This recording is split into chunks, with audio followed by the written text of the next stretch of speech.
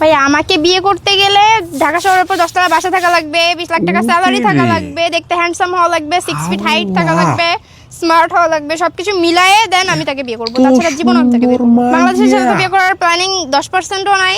আমি ফরেনে যাব, ফরেনার ছেলেকে বিয়ে করব, আর যদি খুব বেশি ক্রাইসিসে পড়ি দেন বাংলাদেশের ছেলে বিয়ে করব। কমলাপুর স্টেশনে সারা দিন ভ্যান চালায়, 5 ফুট 4 ইঞ্চি, দেখতে খ্যাত, বয়স 40।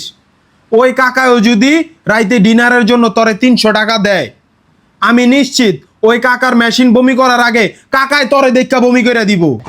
চেহারা দেখছো যায় না দা? মালে আসেন, শহরে থাকা একটা ছেলে ভাবছে শহরের মেয়েদের চরিত্র ভালো না, তাই গ্রামের থেকে একটা মেয়েকে বিয়ে করে আনছে। রেস্টুরেন্টে খাইতে গেছে, পাশের সিটে দেখে একটা কাপল অনেক দামি দামি খাবার খাইতেছে, তারপর পার্কে গেল।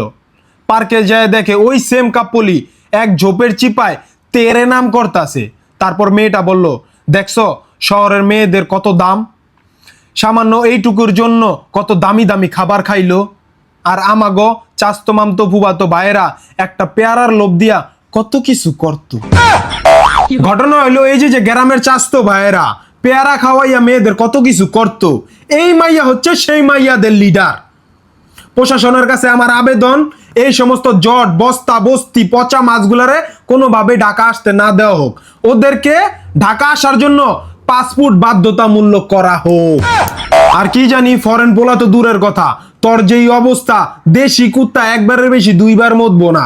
এইসব ছাত্রীগো যারা ভিডিও করে নিউজ করে, এই চাঙ্গারির পোলাগো অতি দ্রুত জুলাইয়ের হত্যার মামলার আসামির অন্তর্ভুক্তি করা হোক।